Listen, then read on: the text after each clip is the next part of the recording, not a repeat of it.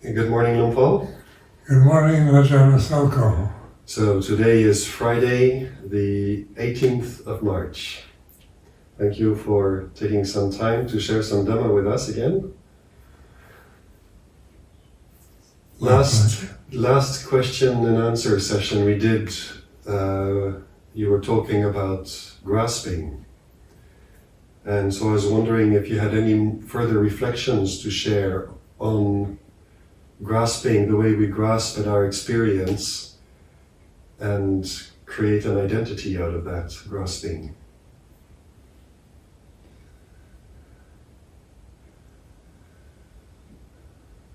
Well, grasping is a function of the senses. Say what you see, you concentrate on. If you like it, if you don't like it, you look away or deny its existence. So grasping is just natural to the conditioned realm.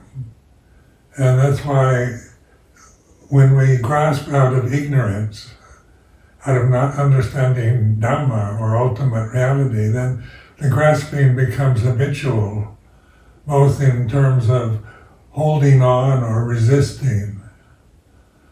So, because we are creatures of habit, our bodies are a habit form, and what we think and believe and our emotions are habitual patterns that you can trace from the early part of your life to the present. So our refuges in Dhamma are in consciousness, because consciousness isn't a condition. You can't grasp consciousness. Much as scientists and psychologists at this time are trying to define or objectivize consciousness, they can't do it because it's nothing you can grasp. You can't grasp what you really are. But what we grasp is what we're not. And this is out of ignorance, out of avijja, and the Pali term for ignorance, not understanding Dhamma, not understanding the ultimate truth, but in the way we're conditioned to react, to perform, to believe, to think everything that is changeable and mutable, we tend to identify with and grasp. And so the advice of the Buddha in his teaching is to let go. Doesn't mean let go of the grasping tendency. To see the grasping tendency, you have to know what it is. You can't just, out of your intellect decide you're not going to grasp anything. That's impossible, because you don't understand what it means to grasp conditions, because it's so much a part of what we're conditioned to do, from the ego, from the cultural conditioning, religious conditioning, social conditioning. We're asked to believe, to agree, or to reject, to make judgments, value judgments about everything.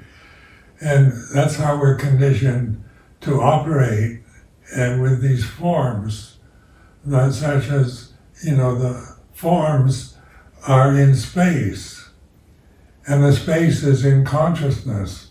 So consciousness, you can't get beyond it. You can't try to see your own eyes. There's no way you can see your own eyes in any direct way. You can look at a reflection in a mirror is about the best we can do, but that's not the object of the eyes. Is that their function is seeing. And consciousness, you can't find it as an object, even though you know at this moment you're conscious.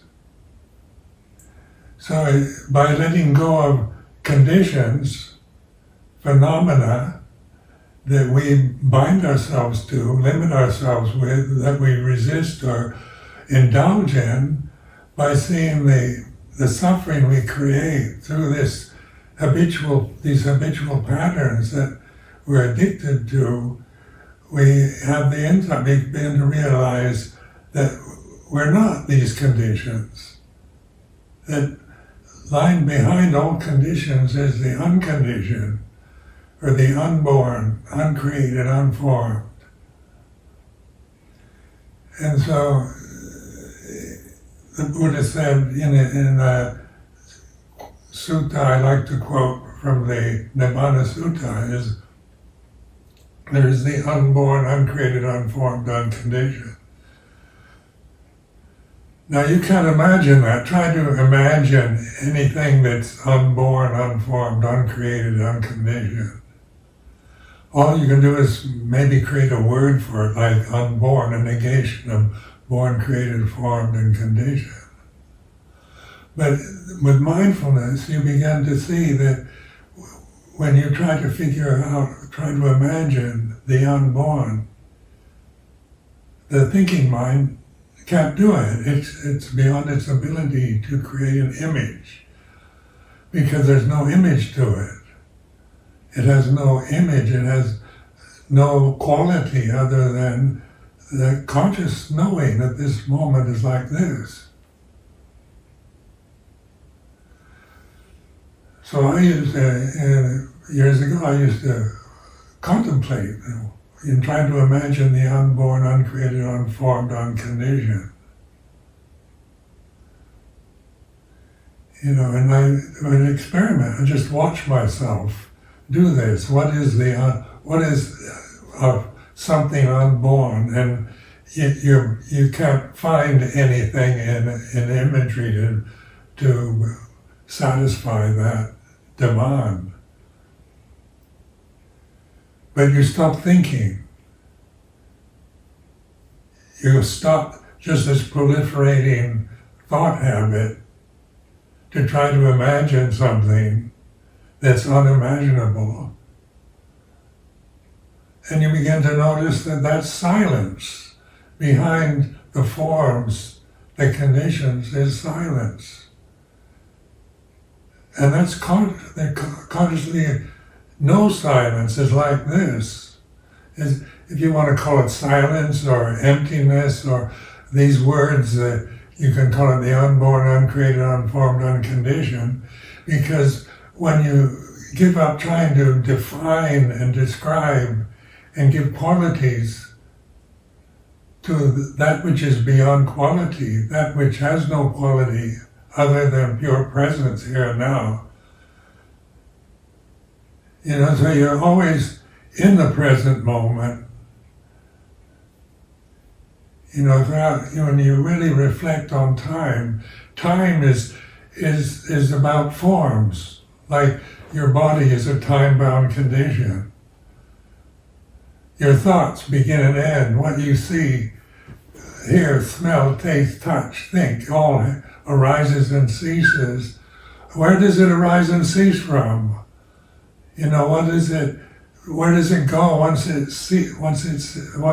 stop thinking? When you close your eyes, what happens to vision?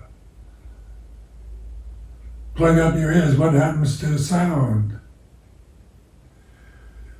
But you can blindfold yourself, put earplugs in your ears, close your nose off, tape your mouth shut. You can still think. But if you stop thinking, that's conscious awareness. That's unborn. You don't create it. You can't imagine unborn, uncreated, unformed, unconditioned. So we have these words. The Buddha was very skillful in language, so that he said, there is the unborn, uncreated, unformed, unconditioned. So there is an escape. There is a way out from just being bound to the form, the created, the born, the created, the form, the conditioned. Because that's what bondage is. It's binding ourselves to these limited conditions that we identify. Some are good, some are not good. conditions all have qualities. Conditioned phenomena is karma. Karma is about cause and effect, about birth and death, beginning and endings. So Buddha's advice is to notice the ending of things. And that takes patient endurance. Because I noticed in myself, when I first started meditating with Luang Por Sumedho, and his emphasis on patient endurance, that my whole habit patterns were impatient. When there was a silent moment, I wanted to fill it with thoughts, or there's something to do, something to imagine, something to remember, something to grasp hold of, anything, whether it's positive or negative. So, just like in a conversation with somebody, when the silence happens, everybody becomes uncomfortable. They want to fill it up because communication, as we identify it, is about speaking to each other, filling the space, the gaps, the silence with sound. So when I talk about sound of silence, I'm talking about silence, really, to recognize. It's not something you hear. It's not a sound in the sense of sound has a beginning and ending. Sound of silence doesn't have a beginning or ending. And as you investigate it, this is something to investigate, to prove to yourself that that Buddha gave the directional signs, but it's us.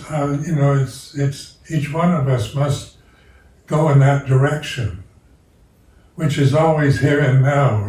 It's not really a path that has any length to it. It's not a condition. All paths are sankharas, are conditions. But it's all, you end up always with this here and now awakening, because the present moment is experience here and now. It's like this. And that's all there is in life, is the present moment. That's what we experience. And that's eternity, timelessness. So in modern parlance, eternity tends to be time that has no beginning and ending. But that doesn't make any sense, because in terms of insight into reality itself, silence doesn't begin and end. Consciousness doesn't begin and end, isn't born and die. But forms come and go, just in a daily experience, like thoughts drift through consciousness, they manifest and cease in consciousness. What we see manifests in consciousness and ceases in consciousness. So consciousness is always the vehicle, it's not really a vehicle, but it's the presence where the unmanifest the manifestations come from the unmanifest. Now try to imagine that, put that into words that make sense, because the unmanifest you can't imagine, you can't define. But when we talk about unmanifest, unborn, uncreated, unformed, unconditioned, as the reality of here and now, when you stop thinking, when there's that gap between the words, you suddenly awaken to the reality of consciousness is like this. But it gets ignored when we're trying to figure out what consciousness is, when we're trying to figure out what letting go is, what non-grasping is. So I remember, having insight into letting go of conditions. So then I attached to the concept of letting go. And what I found out of it I was doing, it worked for a while very well. It kind of cleared out a lot of habitual patterns and thoughts and feelings that I, had held on to most of my life. But then the attachment to the words letting go, you have to let go of.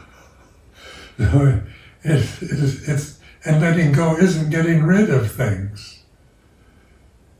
So what I was doing, is I found out after a while the mantra of letting go was not working because I was using it to stop thinking, to get rid of thought rather than letting thought cease. So when I'm somebody who's trying to stop thinking, I can't do it. I can't stop. As an entity, as a personality, as an ego, it's conditioned to think. And that's what it does, it thinks.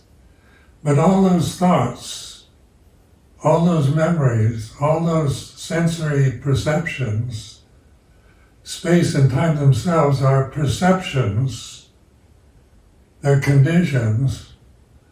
So space and time are conditioned and they manifest in consciousness. So this is quite amazing when you have this insight for yourself. It's not a belief, it's an examination of the here and now. And this is where when I say trust your awareness, I don't mean you trust your views and opinions about yourself or the world or anyone else's. Not about believing in what the teacher says or what the Bible says or the scriptures or what your teacher tells you or what whatever it's a perception that we grasp blindly.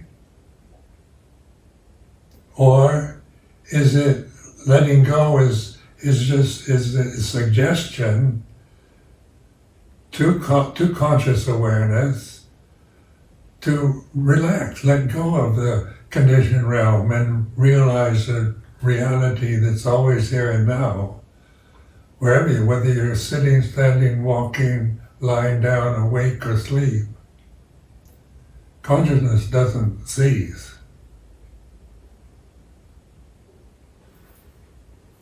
When we get down to the nitty-gritty of the practice,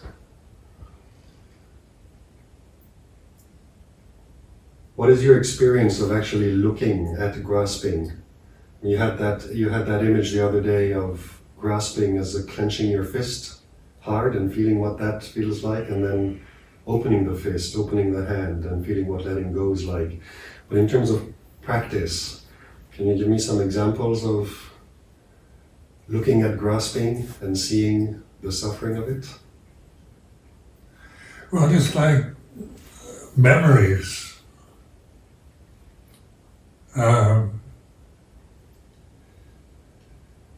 In my early years at Wat Pah Po and with Luang Por I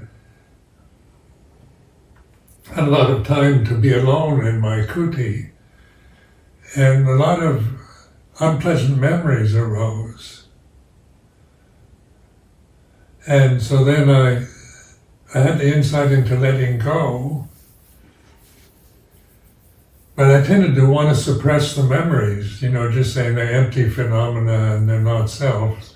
So you can apply these teachings to phenomena, but they're still phenomena. Letting go is still words, and that's a phenomenon. So, it's good advice, it's good direction. But what is the reality of letting go is really more like relaxation. like the fist that you release. You relax the hand, you don't have to cut off your hand. Or try to pry your fingers from their grip. You just relax. You can see tensions in your body as you're aware of the way your shoulders hold tension, or your solar plexus. You feel certain movements or uncomfortable feelings is a sign of grasping. So you go to that and allow it to be what it is. You're not trying to get rid of it. You're patiently allowing the condition to be what it is, no matter whether it's physical pain or emotional anguish or just nonsensical thinking.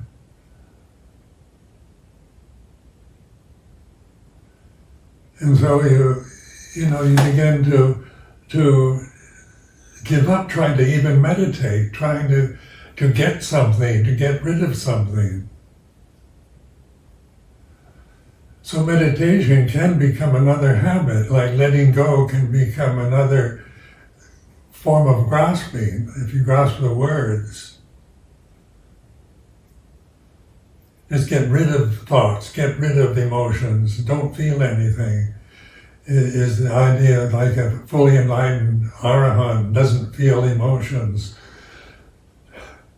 How we idolize, that's a projection of an arahant is, the arahant is the unborn, uncreated, unformed, unconditioned.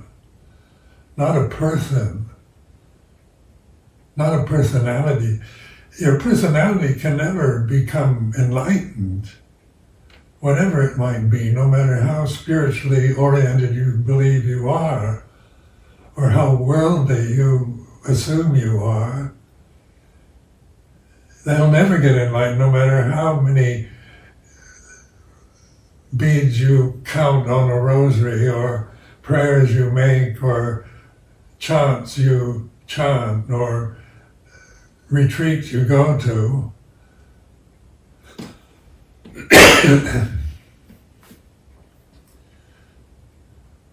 But the teaching is very direct, letting go of conditions. You have to know what grasping is, so grasp conditions, but study it, really tense up.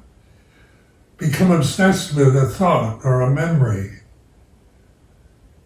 Get really angry and observe anger.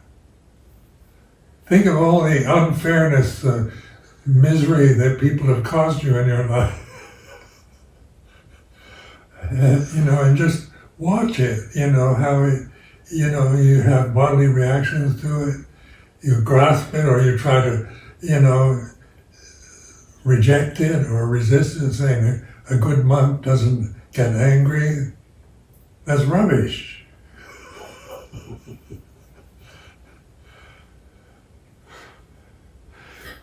Ajahn Chah apparently was suggesting to one of his monks, I don't know if it was during your days in Wat Papong or not, there was one junior monk who was very irritable, and Ajahn Chah suggested in the middle of the hot season that he goes back to his hut, close all the shutters in the middle of the day, wraps up in all the blankets and clothing he has, and just sit with it.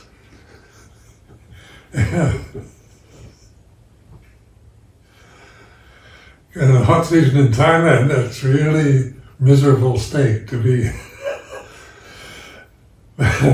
But you can be mindful of misery. When you're blaming, Thailand for its weather, that's suffering. Or you're blaming Ajahn Chah for giving you bad advice, that's, you're creating an idea of Luang Por Chah and advice that's really uncomfortable and miserable. But if you really investigate misery, it doesn't mean you have to become an ascetic. You have to make your life miserable. But use the way you are, what you have, the things that irritate you, the people that you feel averse to, that you don't like, or like it's like this, not liking somebody's like this, and stay with that, see how long it lasts. And you begin to realize not liking somebody is a thought that arouses an emotion, and you're aware of it, it's like this, it's changing, it has no stability. Unless you grasp it, if it's becoming an obsession, it's because of grasping, not because of the memory or the thought. Because memory thoughts, they're changing, they're sankharas, they're changing conditions.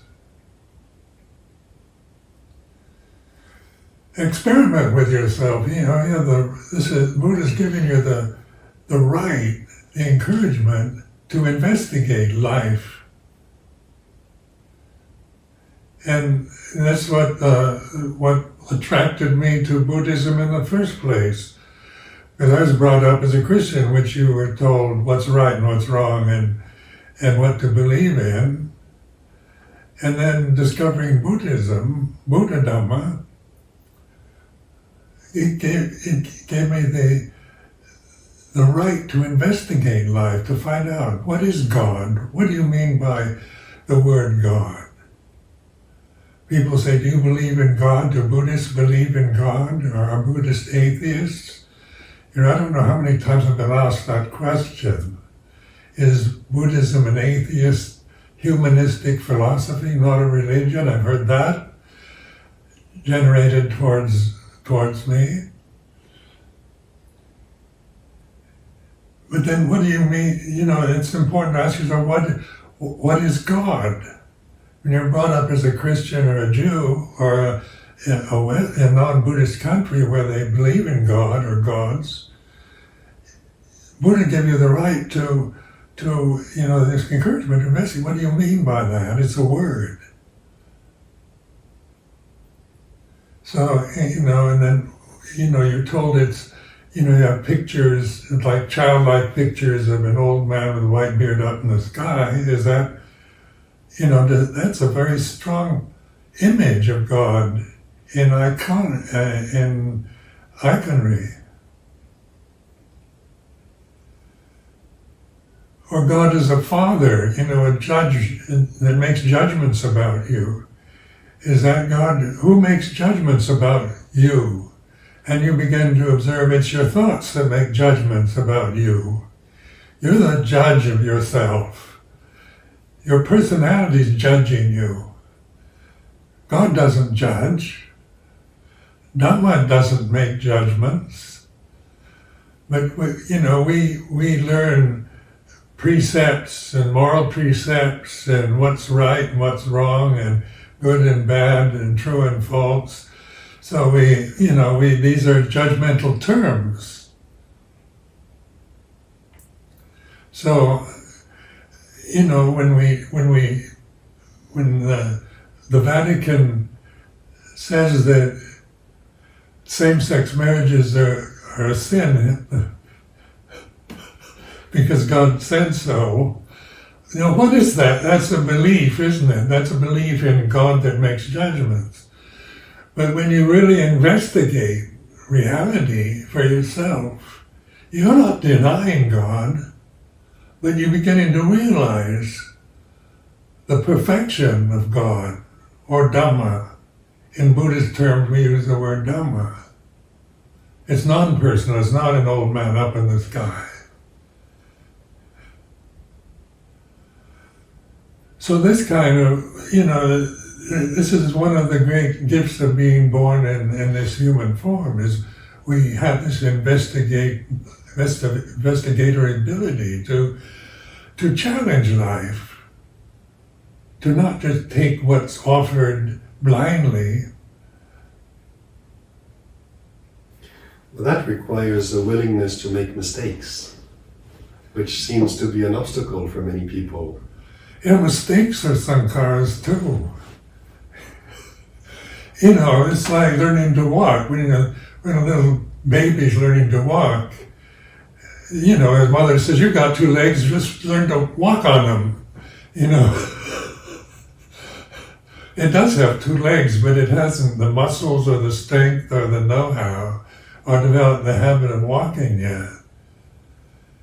So mother's right, it has two legs, but it has to crawl first and hold on to furniture and hold on to mother's hand before it really has the confidence to walk. And once it has that confidence, it doesn't need to just grasp furniture or crawl on the floor or hold on to somebody's hand. It's as simple as that. You know, you can imagine perfection as an ideal. But perfection is reality you can't imagine, because everything seems imperfect, because that's the nature of sankharas, of conditions, of all phenomena. Imperfect is not something bad or wrong, it's just pointing to the pattern of things that begin and end, born and die. And you realize that the ego, the sense of a separate self, of a physical body as self, you know, you're attaching to something that you know is not self at all. Because try to control the body, make it the way you want it to be, not grow old, be beautiful and young forever, you know, eat all the right foods and do yoga exercises. You're still going to get old and die. You're still going to get COVID-19, you know, because the conditioned realm is like this. It's mutable, it's changeable. And that's the way it's supposed to be, that's perfect. When the Buddha gave the three characteristics of all existence, anicca, dukkha, anatta, this is what's common to all sankharas, all phenomena. They're not equal in their quality or abilities, but they're equal in their form, in the way they manifest and disappear. And learning to trust yourself just by observing a thought. You know, it disappears. Just the English pronoun, personal pronoun I. You know, it's one simple letter in the alphabet. And think it, and it's gone. What's left after I disappears? Where does it arise from? Where does it manifest from? Oh, we say the mind. But the mind is oftentimes used for consciousness, and the consciousness and mind can be very confusing using the two words. But when I use the word mind, it's for the mental phenomena, emotions,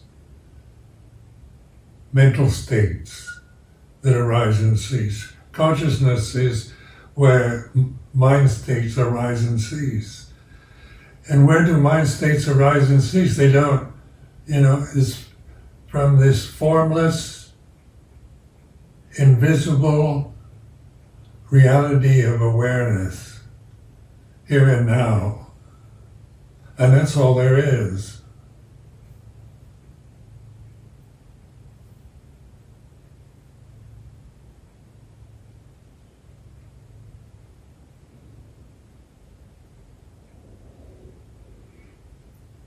So perfection, when we talk about, in Buddhist terminologies, we talk about Dhamma. When we take refuge in Dhamma, one of the main Theravadan ceremonies is, I take refuge in the Dhamma. What are you taking refuge in? Some kind of ideal of something called Dhamma that is something so remote then you don't know what you're taking refuge in. Or you're taking refuge in Buddha.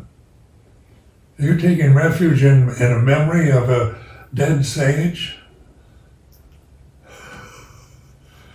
You know, is it, or is it's just a habit pattern of chanting Pali and Theravada Buddhism? Is it just habit pattern, cultural conditioning, religious conditioning? Or is it much more profound than that?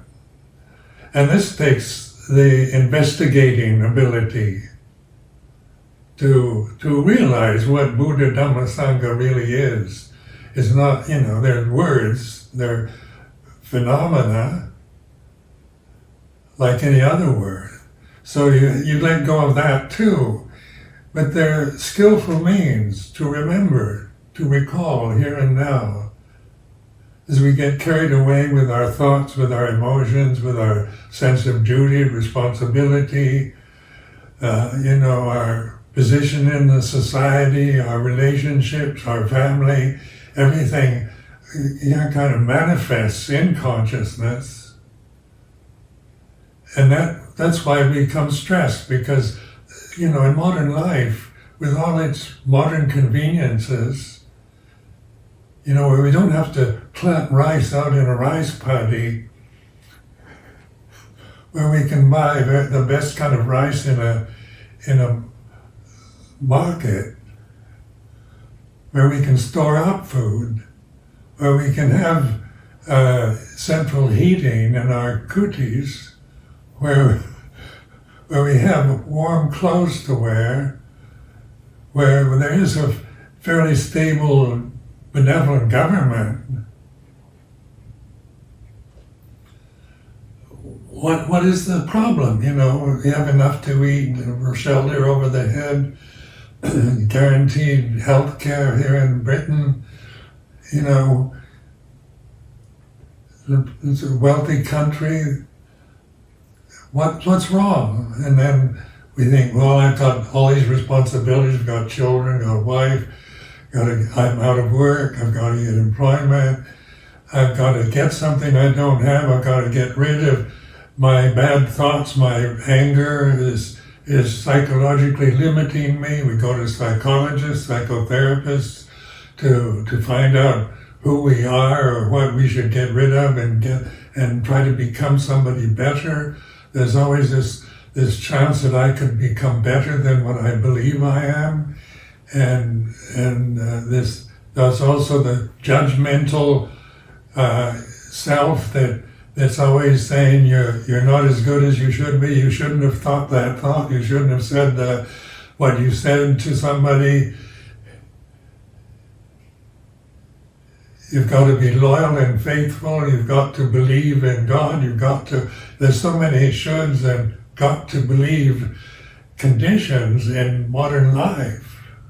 Do you believe in democracy? You hear that on the news all the time. I believe in democracy. What do you mean by democracy?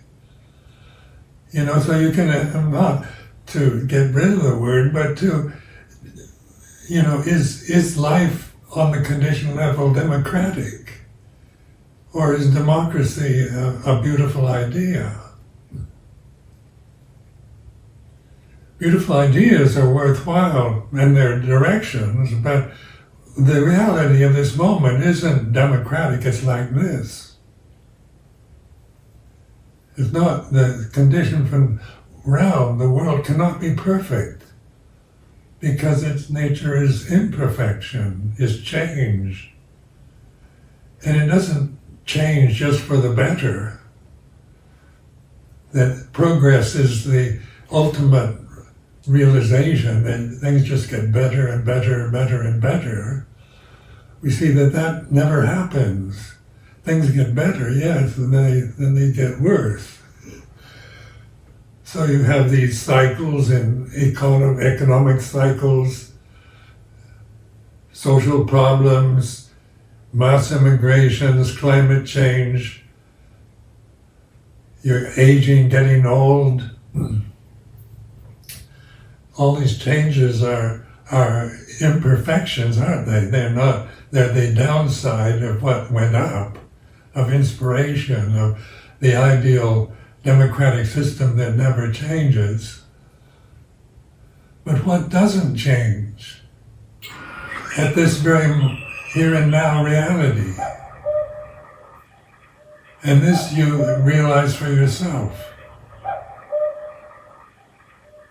And all I can do with these reflections or point to it and keep reminding you, and then what you trust is your awareness, not what I say, but you can investigate what I say. What is the unborn, uncreated, unformed, unconditioned? In terms of experience here and now. What you're saying is quite powerful, because basically with your description just now of democracy and climate change and all of that, sounds like you're saying everything's falling apart, the world's going to end, but it's perfectly okay. That's something we're not used to hearing. Well, falling apart is impermanent too. It's changing. Falling apart is a bit too severe, but like an inhalation or exhalation. You can only inhale so far, and you have to exhale. And that's the nature of phenomena of change. That's what it's supposed to do. What arises ceases. The body's supposed to get old and die. That's what it's meant to do. That's its reality. Is it's non-self. It was born. You didn't ask to be born, did you? I don't remember it, no. I don't remember ever asking my parents to be born or God or anyone else. And I don't remember being born. I just know that the result of my mother giving birth is this. At 86 is like this. And that's the way it's supposed to be. So what's the problem? So I don't make a problem about it. I still, no matter how much I reflect in this way, in the here and now, the body's still going to grow old, get sick and die, and you're not attached to it anymore. It's just doing what it's supposed to be doing. And it's not personal anymore. It's not thinking, I'm old, I'm no longer good looking like I used to be, my eyes aren't very good, my ears, I can feel sorry for myself. Will you still need me? Will you still feed me? I can worry about, am I needed or will I be fed? I can, in a month, that's the constant reflection. Bindabad is, will you still feed me? So, because we're dependent upon other people feeding us.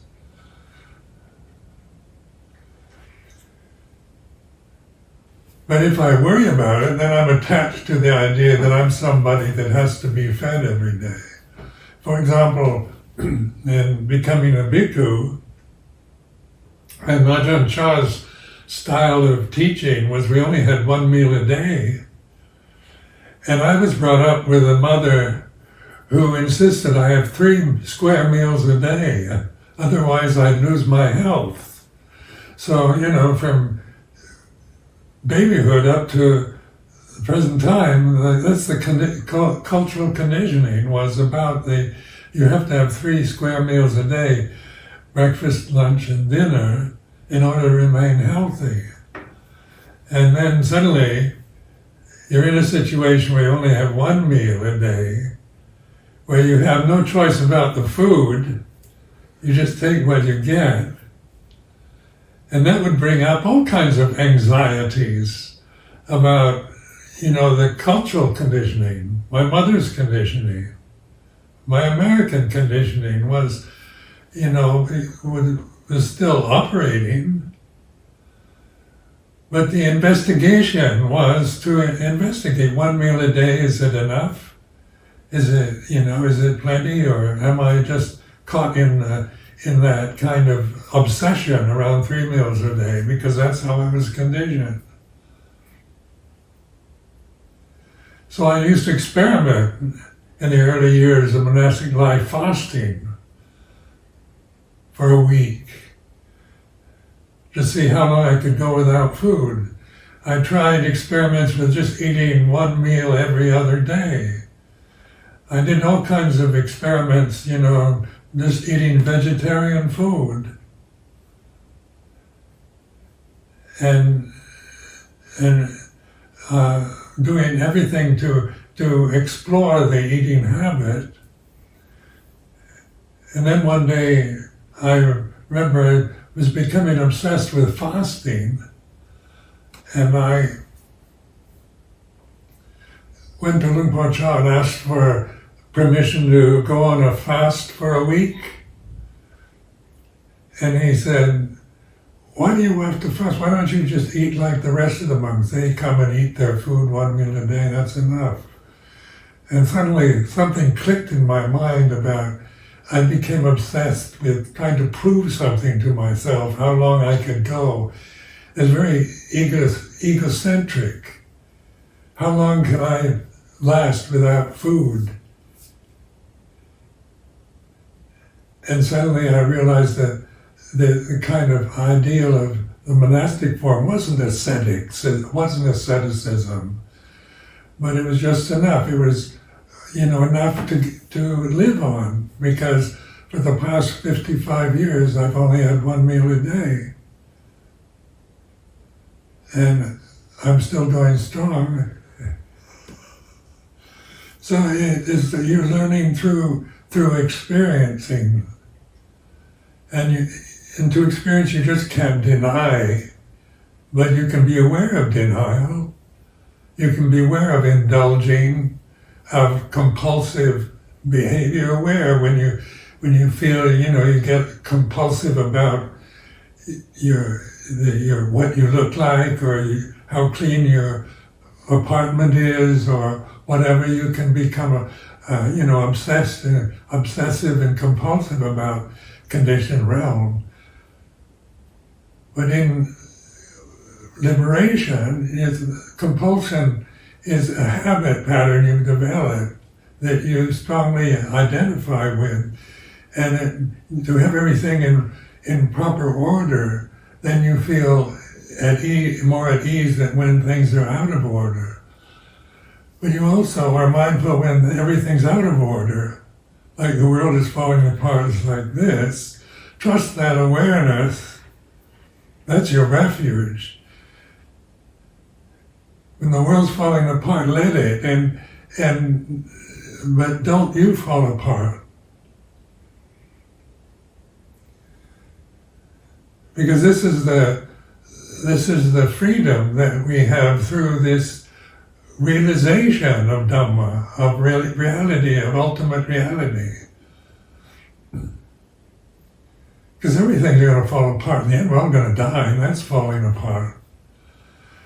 Everything that is mine, beloved and pleasing, will become otherwise, will become separated from me, is one of our monastic reflections.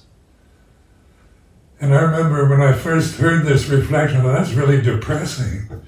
Everything that's mine, beloved and pleasing, will become otherwise, will become separated from me. I thought, in terms of a personality, that's depressing. Because personally, everything that's mine, beloved and pleasing, I want to keep. And everything that isn't beloved and pleasing, I want to get rid of. And you can be aware of this desire to hold on to, habits, compulsive habits, obsessions of mind, fears, anxieties, worry. You can see yourself become obsessed. And when you're trying to get rid of it, you're still attached to it, you're still grasping in a negative grasp.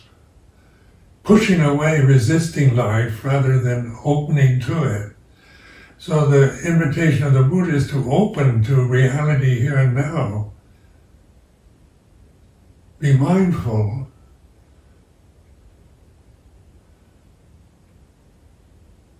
Release your faith. Trust this. Yesuda wanta bamunjan tu satang.